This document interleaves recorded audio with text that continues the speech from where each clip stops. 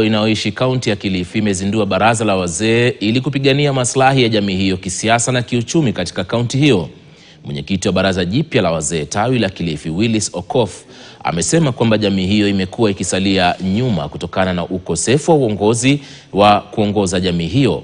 Amesema kwamba jamii ya Waluo kaunti ya Kilifi imetumika tu kama wapiga kura, lakini inatengwa kwenye masuala mengi punde baada ya uchaguzi kukamilika. Mwenyekiti mpya amesema kwamba atapigania maslahi ya jamii hiyo huku akishinikiza amani.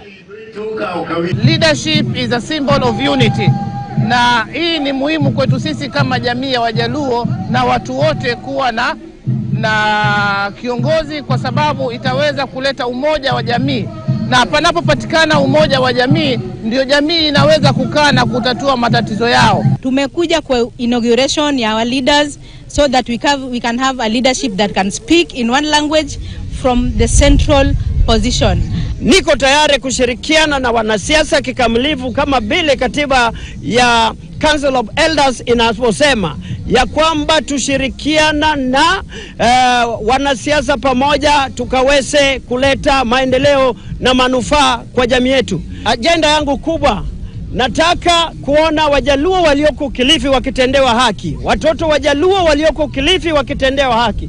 Kama ni basari, kama ni ajira, kama ni nini maendeleo, lazima tuhesabike Kilifi kama wale wengine. Na zaidi ya wafanyikazi 40 kutoka kampuni moja ya kutoa huduma za usafi wamo kwenye hatari ya kupoteza kazi baada ya kandarasi ambao walipewa na chuo kikuu kimoja katika eneo la Rongai kusitishwa bila